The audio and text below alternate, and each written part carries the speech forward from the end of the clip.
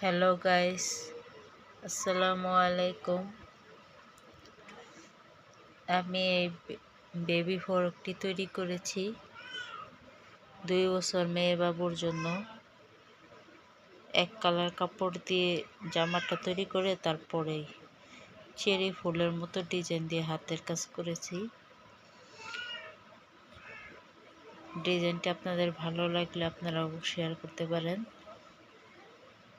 এখানে আমি 2 লেয়ার দিয়েছি জামাটা।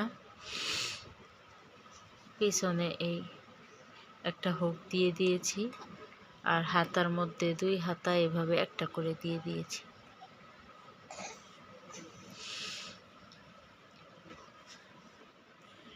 টু লেয়ারের এই জামাটি আপনারা তৈরি করতে পারেন।